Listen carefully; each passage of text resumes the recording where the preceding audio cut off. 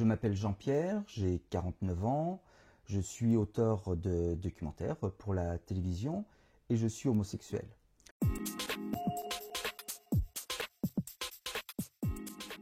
La loi qu'on propose, le mariage pour tous, je m'interroge. Et je m'interroge pour qui est faite cette loi.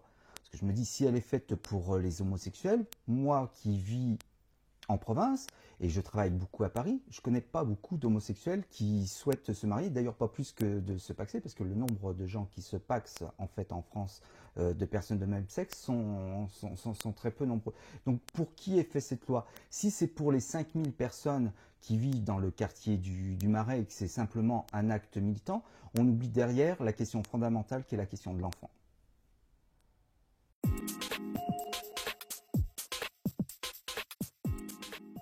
Moi, je suis attaché à aucun parti politique et à aucune association.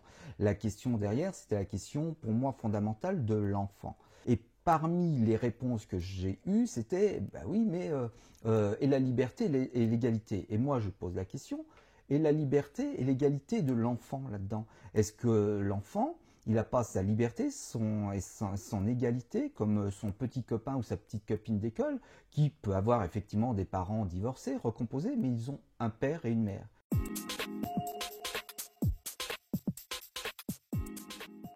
Il y a 25 ans, donc j'en ai aujourd'hui 49, je me suis vraiment posé la question d'avoir un enfant. J'avais envie d'avoir un enfant comme tout le monde pour transmettre la question de la filiation, voilà. Et en fait, je me suis aperçu très rapidement que si je voulais avoir un enfant, c'était que pour des mauvaises raisons.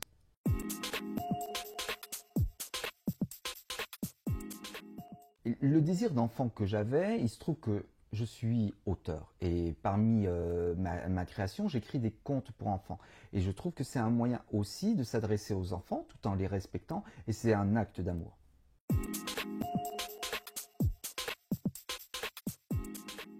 En fait, ce que je voudrais dire, c'est que la loi qu'on nous propose, le mariage pour tous, est une loi pour les gays, pas pour les homosexuels. Et là, je voudrais qu'on s'y trompe pas.